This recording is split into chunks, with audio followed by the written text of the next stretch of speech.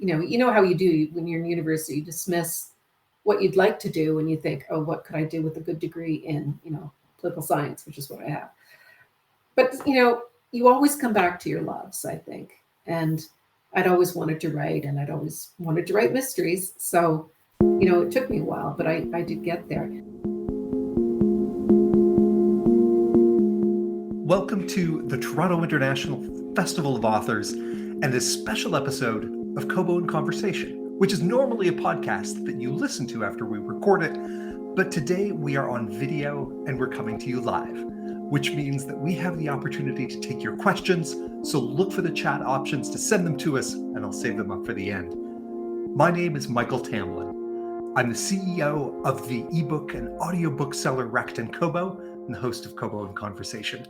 And I'm joined by my guest, Shari Lapena, author of the new novel, Not a Happy Family. Thriller fans know her as the author of a string of unsettling domestic thrillers that started with her 2016 international bestseller, The Couple Next Door. She and I are going to talk about the new book, Not a Happy Family, the arc of her writing career, which started well before she emerged on the thriller scene in 2016. And we'll talk about the books that shaped her along the way. Shari Lapena, welcome to Kobo In Conversation and to the Toronto International Festival of Authors. Thank you very much. I'm really happy to be here.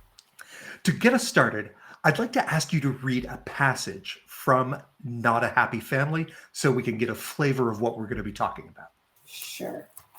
I'm going to read from the prologue because, with thrillers, it's really hard to dip in anywhere other than right at the very beginning without risking a spoiler. There are many expensive houses here in Brecon Hill, an enclave on the edge of Aylesford in the Hudson Valley.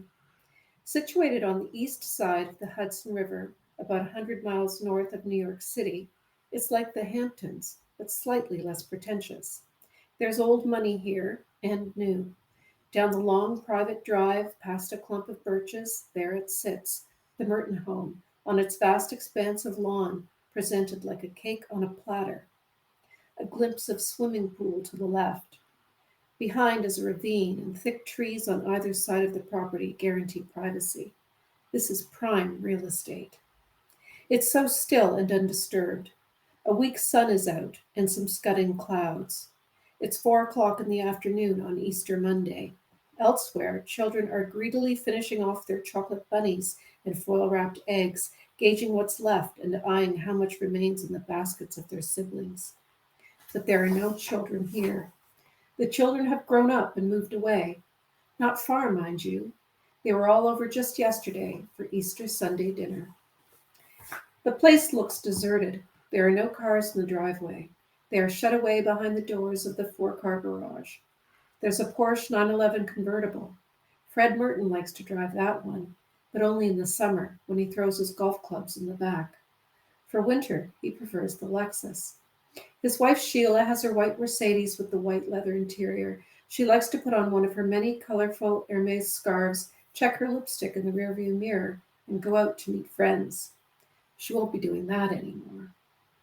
A house this grand, this polished, glossy white marble floor beneath an elaborate tiered chandelier in the entryway, fresh flowers on a side table. You'd think there must be staff for upkeep. But there's only one cleaning lady, Irena, who comes in twice a week. She works hard for the money, but she's been with them so long, more than 30 years, that she's almost like family. It must have looked perfect before all this. A trail of blood leads up the pale carpeted stairs. To the left, in the lovely living room, a large china lamp is lying broken on the Persian rug, its shade askew. A little farther along, beyond the low glass coffee table, is Sheila Merton in her nightclothes, utterly still. She's dead, her eyes open, and there are marks on her neck. There's no blood on her, but the sickening smell of it is everywhere. Something awful has happened here. In the large, bright kitchen at the back of the house, Fred Merton's body lies sprawled on the floor in a dark and viscous pool of blood. Flies buzz quietly around his nose and mouth. He's been viciously stabbed many, many times, his fleshy throat slit. Who would do such a thing? Who indeed? And so, Mhm. and so to set this stage of characters, we have met the now departed Fred Merton, uh, tyrant patriarch and businessman, and his wife Sheila Merton, wife and mother. Who we're going to meet in the next couple of chapters are Catherine, the eldest daughter, a doctor who's been hurt by her father, her husband Ted, Dan, the middle son, in financial trouble, whose business ambitions have been thwarted by his father, his wife Lisa, and Jenna, the youngest artist in New York who hasn't quite made it, her boyfriend, and the housekeeper, Irina. This is the not happy family in Not a Happy Family. And Mhm. after a very unhappy Easter dinner, Fred and Sheila are found murdered, and that's where your wheels start to turn. What is the seed, the kernel of a book like this for you? Where do you start from? I always start with a basic idea, something that gets me going and excited. So for this one, I've been doing a lot of domestic suspense that focus on husband and wife couples. And I knew I wanted to branch out a bit. And what I really wanted to look at was adult siblings, because I think adult siblings are very interesting. They carry all sorts of baggage from childhood on. And really, if you're going to have sibling friction, I think the best way to go about that is money. Um, and to have that, I had to have a wealthy couple of parents die, and then I had a lovely set of suspects all ready for me, and they all, of course, have secrets of their own. And it's really horrible to think of kids killing their parents. So it has an automatic hook for me. The idea of one of these kids might have killed their parents, and then the idea of the other siblings suspecting each other and maybe trying to hide something of their own. And I just thought it would be a lovely sort of nest of vipers to explore. The death of wealthy couples followed by siblings at war is something that actually happens in real life from time to time. Mhm, mhm. And we have a few collections of rich siblings who are at war right now. Do you keep an eye on on the news, on nonfiction for seeds of a story, or do you try to keep your head clear of them? I can't avoid being aware of various cases, things in the news, and sometimes it gets sparked by things that I see or read. But I try to keep away from anything that's based anywhere remotely on reality because I don't want to get myself into trouble. But there have been cases in the past where kids have murdered their parents, um, and it's always fascinating to me. So um, I just found the whole idea quite enthralling. And like I said, I wanted to get away from the simply husband-wife dynamic, but it did creep in. Like I really enjoy Mhm. the dynamic between husband and wife, and so each of the siblings that are married, there's two of them that are married. The suspicion mounts between the sibling and the spouse, and I can't seem to get away from that. I just really enjoy it. But I particularly enjoyed the relationship among the three siblings in this book. And of course, there's another sort of surprise in there about another potential sibling, and there's other various suspects and so on, like there always are with me. But yeah, that's the kernel of it. For some authors of mystery and suspense, characters are born of necessity. I need a person like this who can then do these things to advance the plot that I've devised. And for Mhm. other authors, the characters come first and are set into motion. The plot goes where they go. How did your cast of characters come together for you? Mine always are the same. So I don't start with a plot. I just start with an idea, and I've never been able to plan out a novel like some people. So I can't um, I can't sort of plan and see the ending like some people.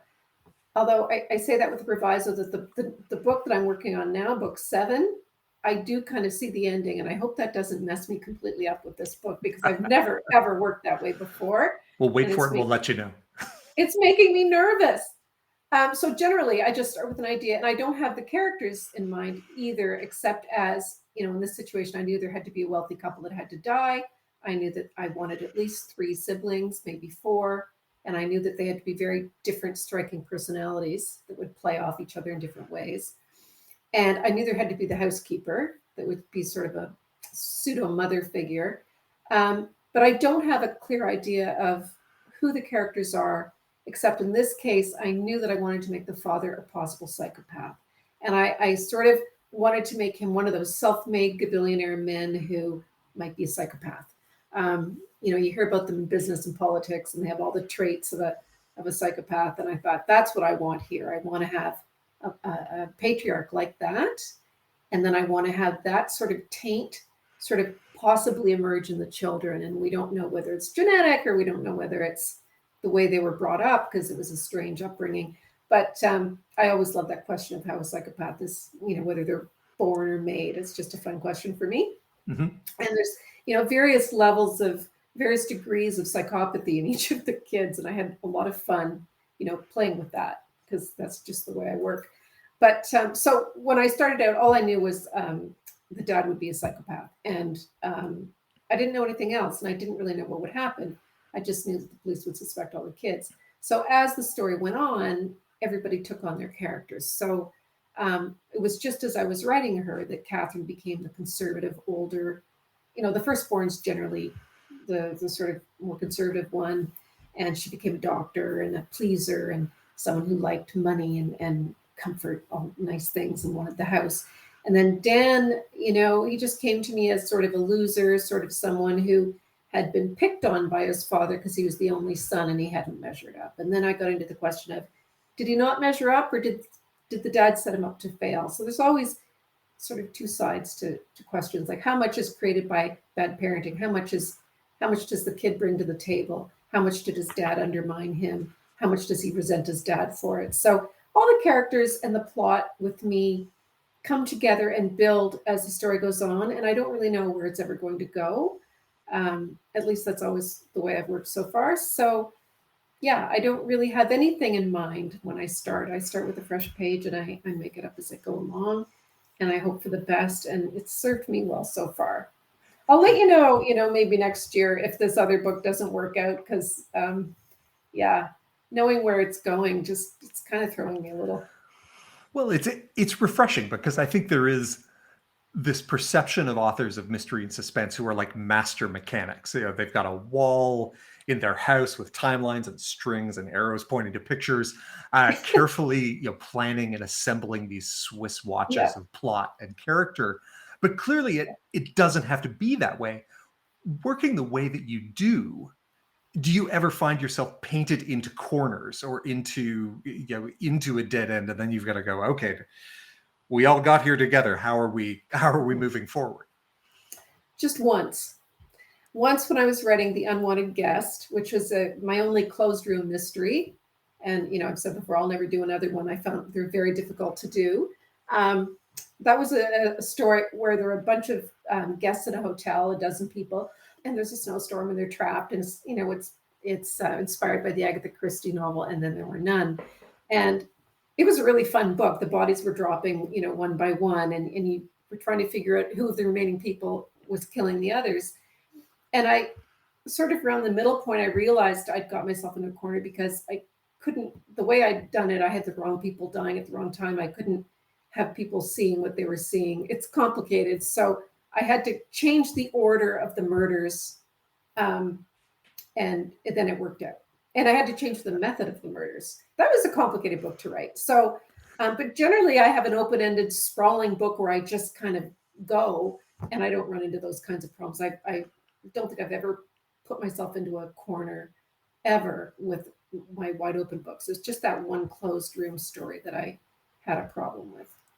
And so how far ahead can you see? Are you kind of a chapter or two in front of the events on the page? Sometimes not even that. I get inspired. Like, I tend to write short chapters, and I tend to switch among multiple points of view. And I find that gives me a lot of energy. And I love to be inside my character's point of view. So when I start to flag, I'll switch point of view, and then I get another take on the situation, and then I get re-energized. But to go back to something you said earlier about, we picture mystery writers as having a big wall with like lines and yarn running from points. Well, Maybe that's just me. No, but lots of writers work that way. And I did an event once with Claire McIntosh, and I told her that, how I worked. And she goes, "Oh my God, Shari, you have to get a murder wall," because she used to be a policeman.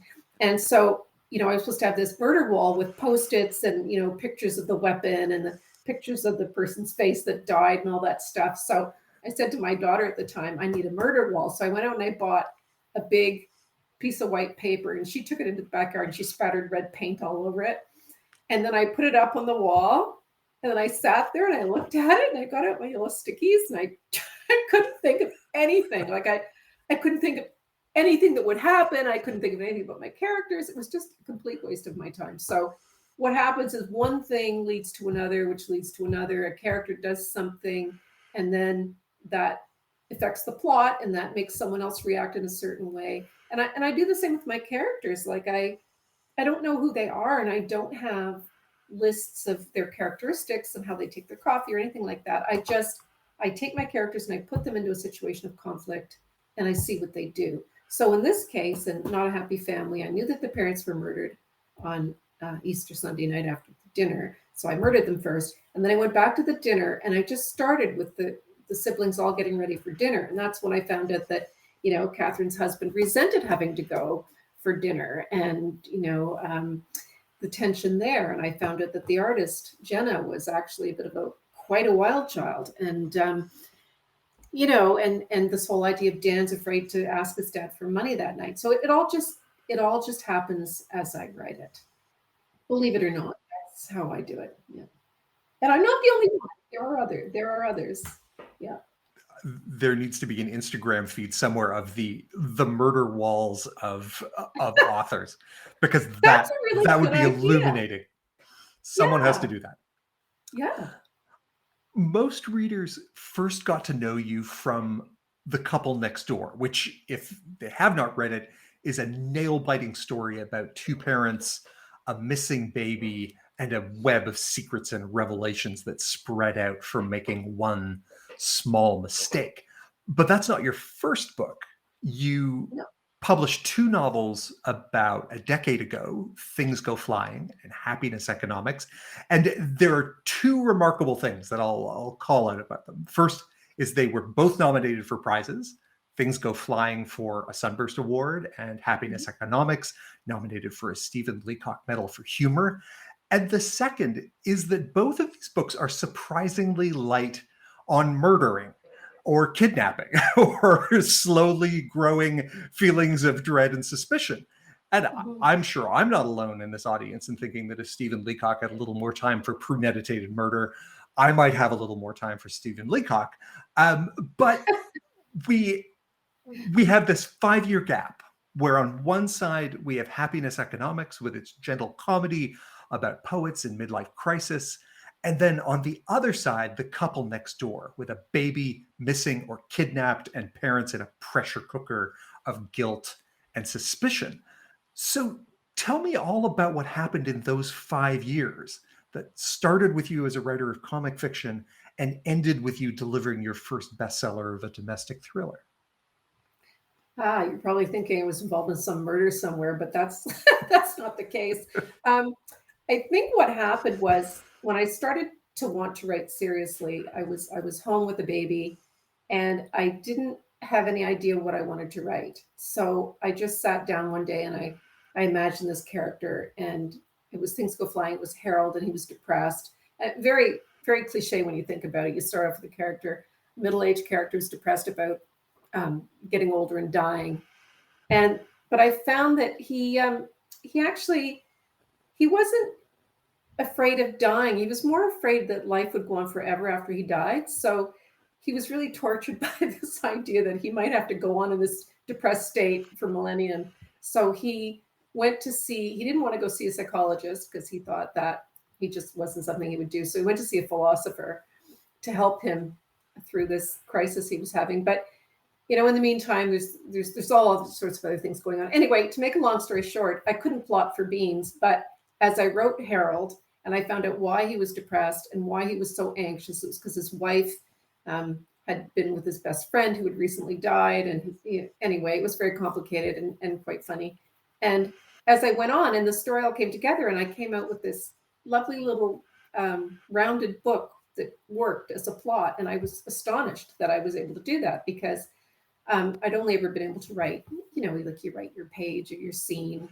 But to write a story, like a fully realized novel, is a completely different thing. I mean, it's a complete structure. So I tell, beginning writers, who write and sort of what's the word? Dabble, not dribble. When they dabble in writing fiction, I think it's, if you want to write novels, I think it's really important to write the entire thing, beginning, middle, and end, the whole structure, because that's where you learn, how to do it. Anyway, I did that. And then I thought, wow, awesome. And then I thought, can I do it again? And so I did, and I wrote Happiness Economics.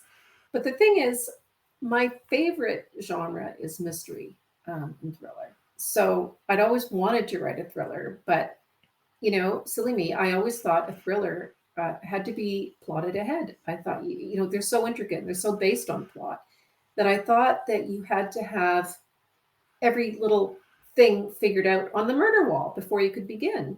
And my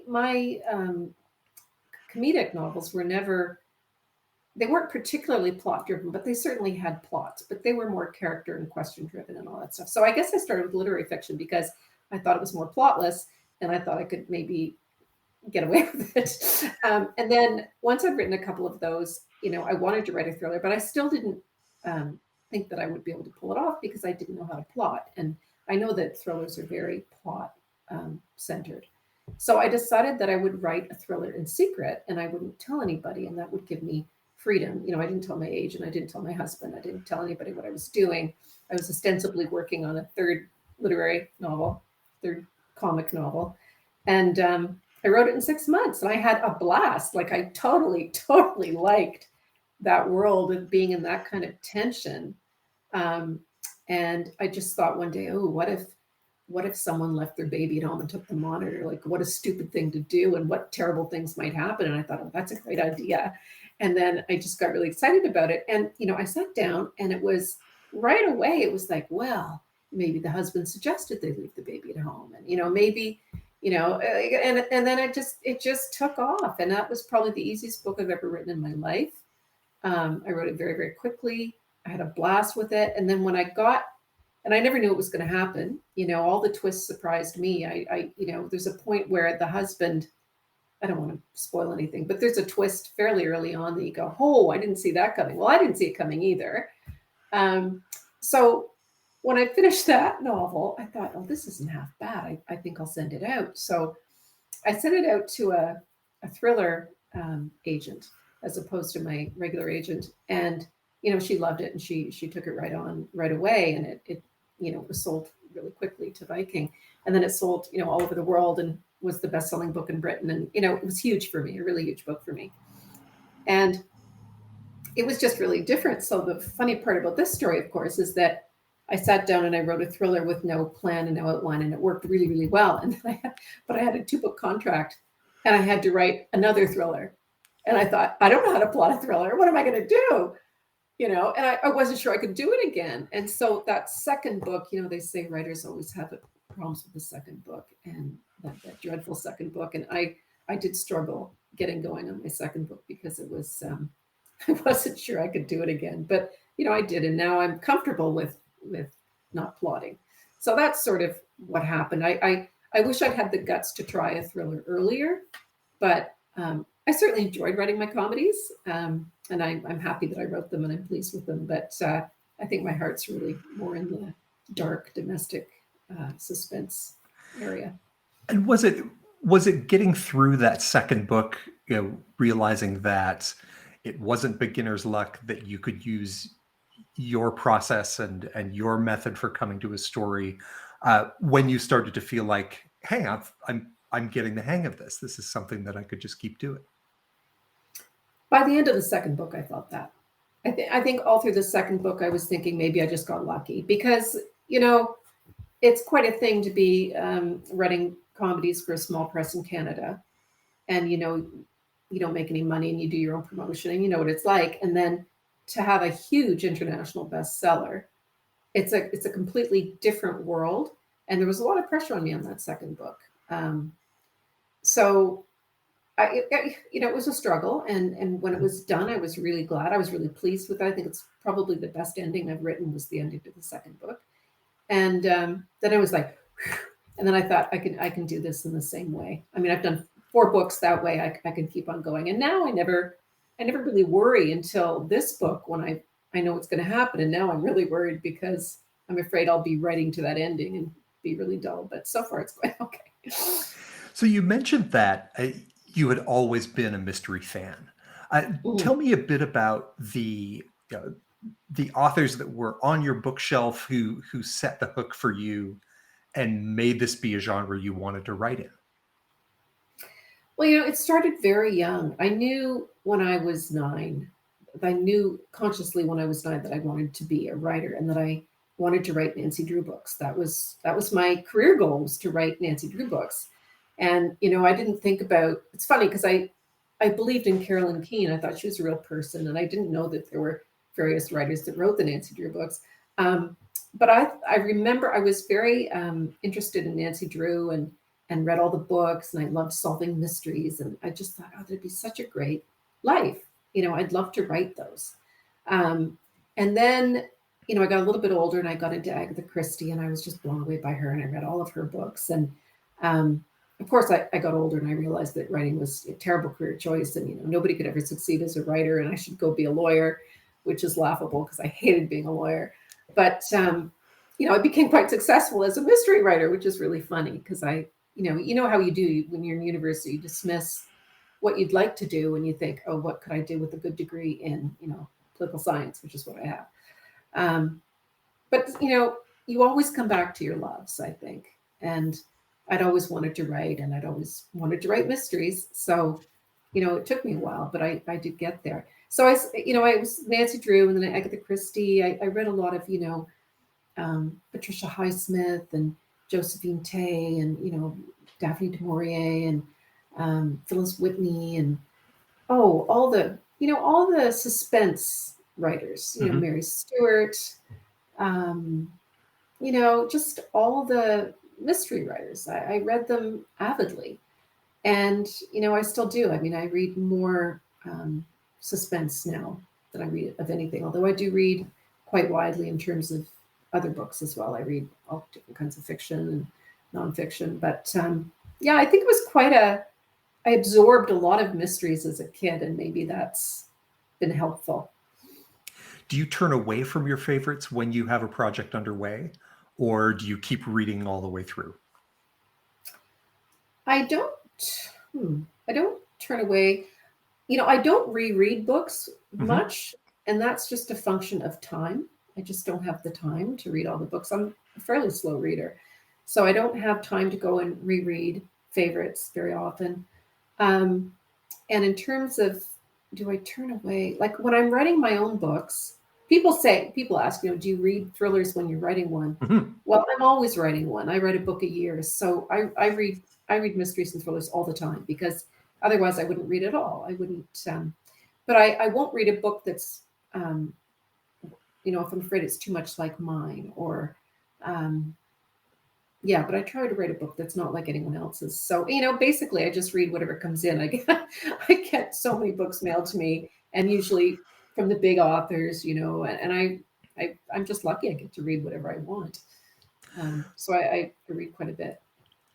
The world of thrillers has turned inwards over the last couple of decades, I would say. We still have international intrigue and murder and criminals and terrorists, but the suspense of life and death has really moved to dinner tables, husbands and wives and families with all the secrets and betrayals, but in much more familiar settings. Mhm. Why do you think that's become such a big part of the reading world in the last couple of decades? This, like, the same tension, the same suspense, but now in places we already know. Yeah, that's a good question. And I will just, as an aside, mention it's because of that I became a suspense writer, because I'm not one to write a spy novel or um, you know anything with lots of it's where you have to know somebody who's a head of a police department or a head of a terrorist unit to know what's going on. Um, I know families, and I'm a housewife. I got kids, so it was something that I knew and that I naturally understood.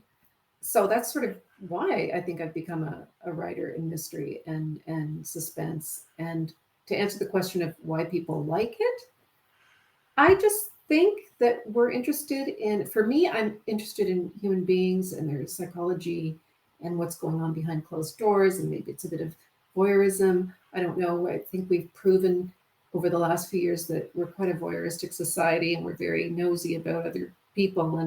And maybe it's that. But I think people can just see themselves in these situations that, you can identify with what's going on. Um, I mean, even if you can't identify with not a happy family, then you can at least be grateful that they're not you. It's familiar, and maybe there's a juxtaposition between the familiar and the scary that people find interesting. I don't know.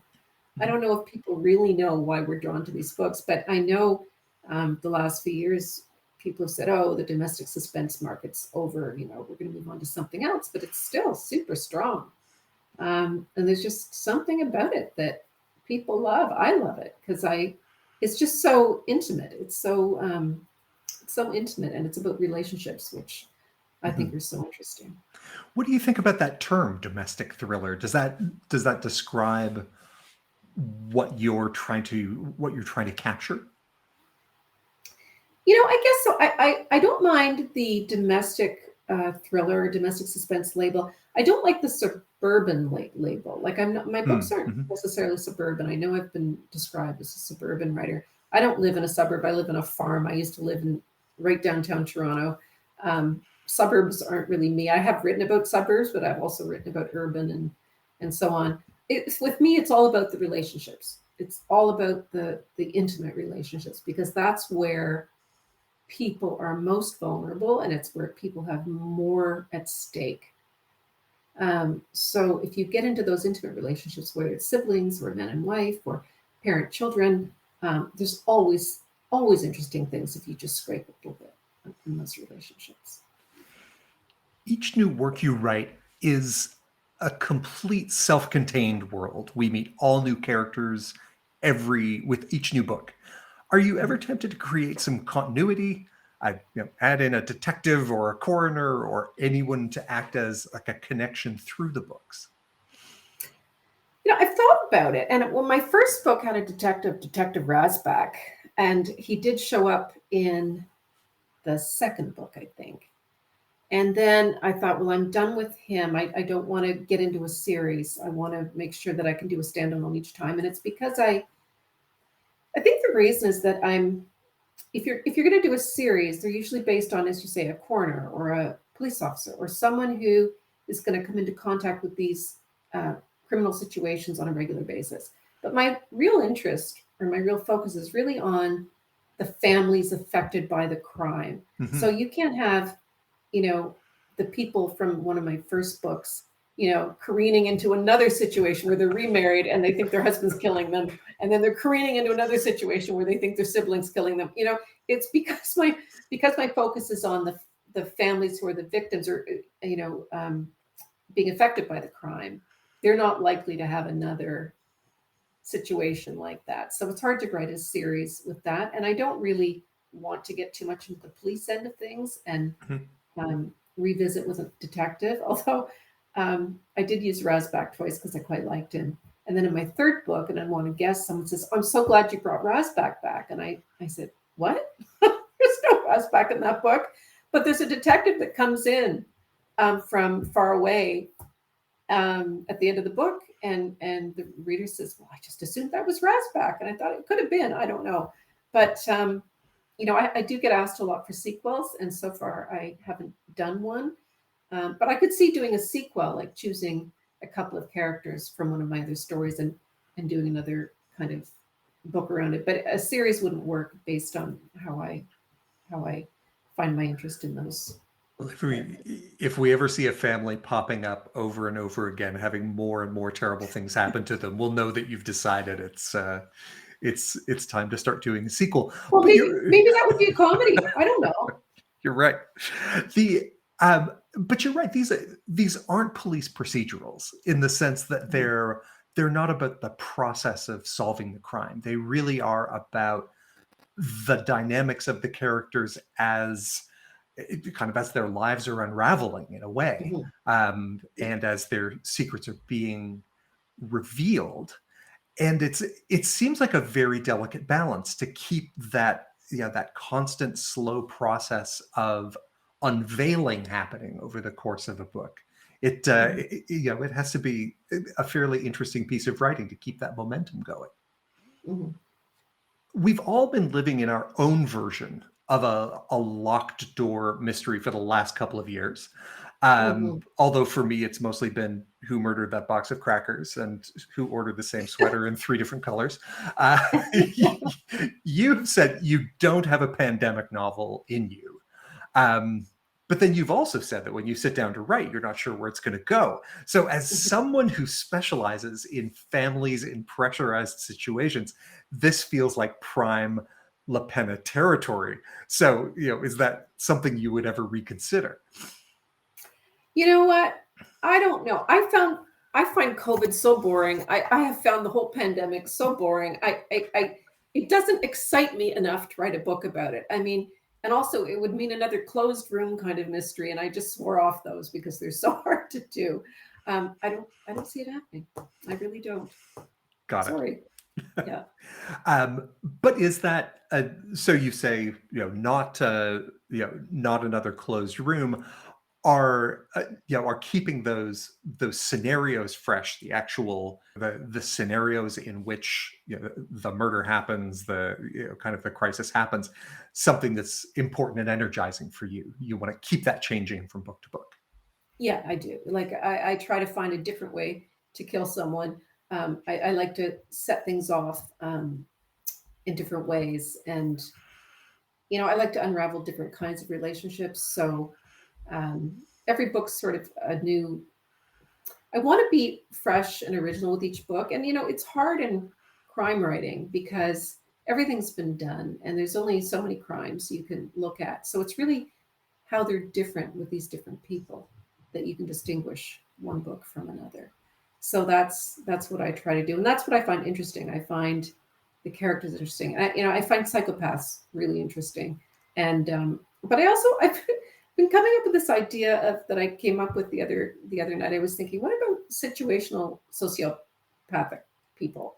Like, I don't even know if that's a thing, but I'm inventing it, like a situational sociopath. So, you look at the world and you think, people are misbehaving right now. They're acting, in a way differently than they would.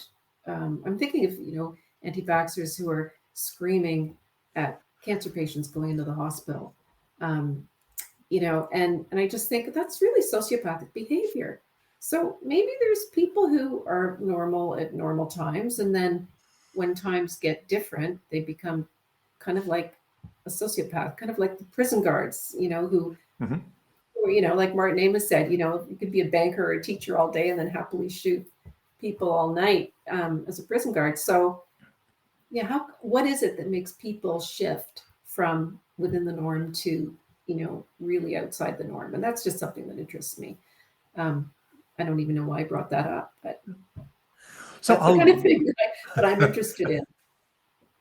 And watching the world right now, where you see so many people behaving. Like, I have a couple of friends who have, I think, drunk the Kool-Aid and don't believe in COVID and don't believe in science, and they think Trump was right. And you know what?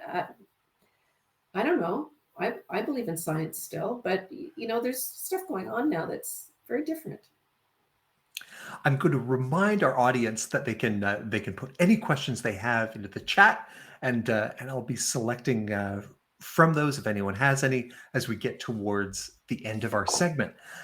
Tell me a little bit about where you're joining us from, because my understanding is that you have maybe the best writer's retreat that's ever been.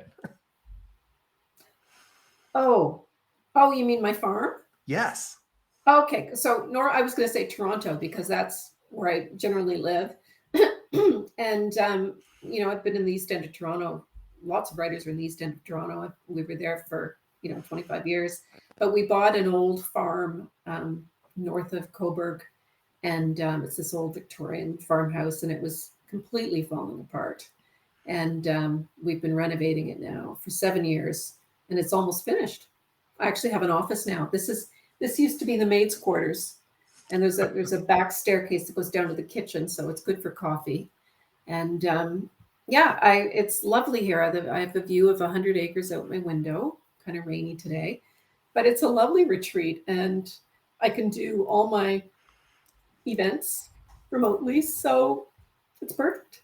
It's I really quite was nice. as I was preparing for this, I was reading, I think, a Maclean's article from 2017 that had talked about you just acquiring the farm. And as someone who also has, as some of you can see from my background, like a bit of a penchant for old ramshackle houses, it's like, I bet they're still renovating that right now Yeah, in 2022.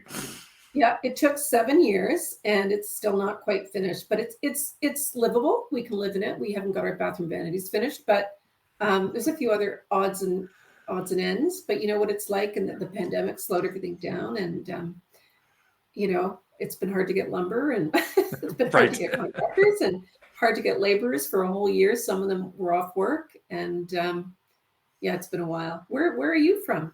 Do you have a farmhouse? I'm joining you and all of our guests here from beautiful Sandy Cove, Nova Scotia. Oh, I Um, love Nova Scotia. My family's there we from Nova go. Scotia.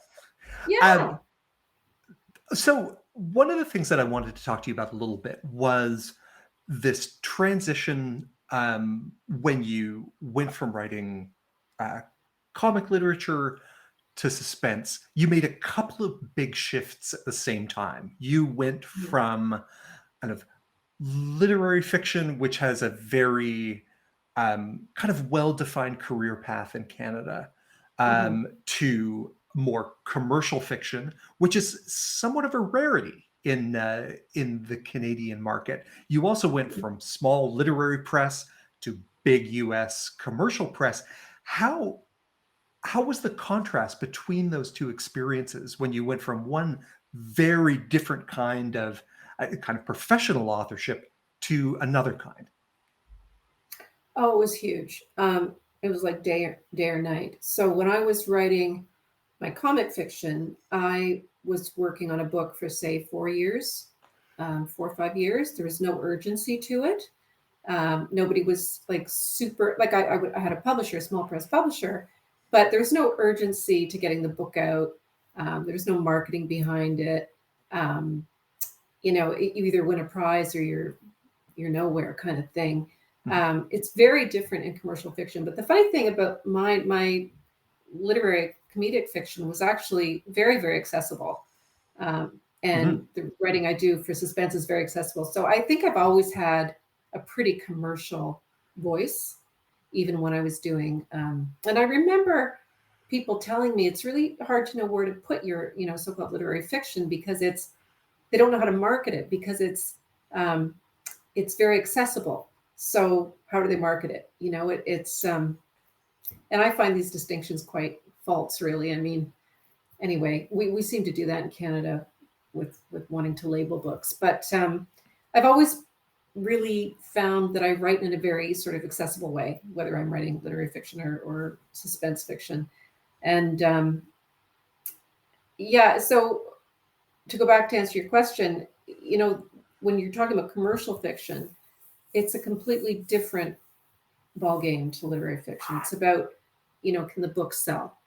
And if they find a book that they think will be very popular, which is what happened with The Couple Next Door, then everybody jumps on it and they outbid each other, and then it's bidding wars in different countries, and it's just a pile on. It's honestly, people pile on to buy your book. It's fabulous for a writer. And then there's the whole marketing machine starts going, and I have fantastic marketing with Viking and Doubleday and Transworld, And, they tour you, and they, I have big signs, big billboards in England, and I have, I just, TV ads in England even. I mean, it's a very, very different thing. I remember having to do my own marketing pretty much when I was with a small press. Mhm. So it's a very different world. You travel, I've been all over the world pretty much. I've been, Dubai, China, England, New York, France, lots and lots of countries. And, if your books sell, you're marketed like someone who can make money. So it's a very different thing. And I wish literary writers could experience it, but there just isn't the market, unfortunately, in Canada or really anywhere for literary fiction that there is for commercial fiction. And I think what I've observed when I go to crime festivals is that people who read crime fiction, they read a lot of crime fiction. Mhm. So they won't just buy Ian Rankin, they'll also buy everybody else they see that day. And they'll read all of it. They read 3 or 4 books a week. It's kind of like romance readers. I think they read a ton. And I don't know that literary writers read as many books. Maybe they do. But I think with, crime fiction, people are very supportive of each other. And it's a very nice community. And I think it's because we all feel that we can all help each other. And all those crime readers are just going to read all our books. And we're not competing for attention through 1 or 2 big prizes. So it's a very congenial group of people, crime writers. But it's a tough go as a literary writer. I appreciate that it's very hard to get attention. It's very hard to sell books. It's very hard to make any money, and it's got to be hard. I have a question that's come in from Renee, who asks, do you ever get scared of being in your own house? Not because I'm a thriller writer. I'm a bit of a timid person in general. So, I haven't been alone at the farm yet at night. So I don't know. It's very dark out here. But if I do, it's not because of what I write. It's probably because of what I read. I'm not afraid of what I'm in control of. So, writing my own books, I never feel scared, but reading someone else's, I might. And I can attest that if you live in a house in the country, raccoons make all kinds of terrifying noises, and Yep. they'll freak you out no matter who you are. Jackie And Morris, coyotes. yes, coyotes too. Jackie Morrison asks, do you have any suggestions for beginning authors? Yes, I do.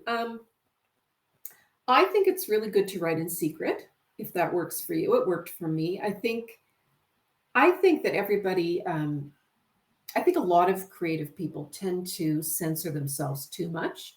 And I think if you're worried about pleasing other people or pleasing someone that knows that you're writing, that can put a lot of pressure on you. And I think that writer's block, I don't really believe in writer's block. I think writer's block is just, perfectionism getting in the way. So I think what you should do is forget about perfectionism, forget about, people knowing what you're doing. If you are worried about people judging you, just don't tell anyone what you're doing so that you can free up your creative impulse. And, don't worry about it being good. Like, you really have to get through a bunch of, crap before you get to good stuff. And I think if you start writing, you'll soon find that you'll start to find your own voice. And I think that the most important thing today, possibly it always was, is to find your own voice, because there are so many writers and so many books and so much out there that if you don't find your own voice, then you don't really have anything sellable. So you have to write a lot and find your own voice and not be afraid to, it's really, you have to find your own voice or you won't get anywhere. You can't do it any other way, because if you don't have your own voice, no one's going to buy you. There's a million other people out there writing their own voices. So I would say write in secret, be disciplined about it, write as much as you can, and try to find your own voice. So write what you want to write. Don't write what you think the market would like. If you want to write something that you think is so bizarre that no one would ever read it, but that's what you want to write. That's what you should be writing, and find a way to make that bizarre thing your own, and then people will be, banging on your door. I think with Fantastic. mine, I think when Couple came out, it was the way I did it, where it was so fast paced and so multiple points of view, um, and people just couldn't put it down. And I think that it was fairly distinct at the time, in domestic suspense. And I think that's what got me where I am. Mhm. That, and that's just the way I like to write. I like to switch points of view, and I like it to be really fast, and I like twists, and so that worked for me. Alphonse asks, you've said you're not sure how a story is going to go, but how many seeds of stories do you have banked at any time? Oh, none. I'm so bad at that. I mean, I finish a book and then I go, oh, what am I going to write about? I can't think of anything. And that's my biggest problem. I don't have a lot of ideas. Actually, no, let me change that. It's not that I don't have a lot of ideas. I'll have an idea and I'll think that, oh, yeah, so and so just did that. Or, so and so is doing that. Or that was done 2 years ago. Or, I have ideas, but they're not usable for whatever reason, usually that they've been done recently, or it's hard. There's so much out there. It's hard to come up with a new twist and a new way to do an unreliable narrator. And, so yeah, I don't have a lot of really good viable ideas. So if I get one, that's the one I do that year. Brian asks, what type of nonfiction interests you, and does what you read impact your writing? My favorite nonfiction, well, there's two favorites. One is memoirs, and I love reading about dysfunctional families. So I have a whole list of favorite memoirs. So there's Mary Carr's The Liars Club, very dysfunctional. The Glass Castle, Look Me in the Eye, about growing up with Asperger's, and anything with a really dysfunctional family. I just gobble those up. The other thing I really love is nonfiction about early explorers of the poles. So anything to the North Pole, the South Pole. Um, I read them all. I just love them. And there's one I've ordered for Christmas. Andrea Pitzer, and it's called Icebound, and it's about an explorer in, I think, the 1700s going to the North Pole. And I love that stuff. That, and also Victorian women who poison their husbands. That's another little subgenre that I really enjoy. That's a very specific niche. Yeah, yeah, but I've got quite a few of all of those. Yeah. Perfect. Bridget asks, what is the scariest thriller you've read? Ooh, scariest. Well, let me think. I don't read horror and I don't read serial killer ones, but the scariest. Oh, maybe we need to talk about Kevin. That Oh, one, that was scary. that's, huh? That was That scary. was very scary.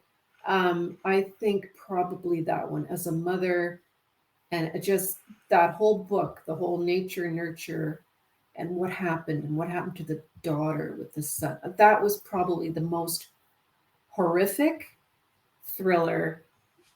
Well, it's not marketed as a thriller; it's literary fiction, but it's a very suspenseful, horrifying book. Yeah, absolutely. I'll make the last call on questions just to see if anybody has anything left. Uh, while we're waiting to see if anything else comes in, you had that unfinished third comic novel that you were working on. Will it ever see the light of day? I don't think so. I don't even remember what it was about. It was about, I mean, it was edited with an agent. It was ready to go, and then they thought that it probably wouldn't sell, and they thought it should go to a small press. And I wasn't happy with it. I wasn't completely happy with it, and I just was bored with it. And that's when I decided I wanted to try writing a thriller because that was more interesting. So if I wasn't in love with that book, then I don't think I wanted it Mhm. out there. You know? Understood. Yeah. You made a big leap in genre before, from Mhm. comic literature to thrillers. Uh, Do you think that you ever might want to make another?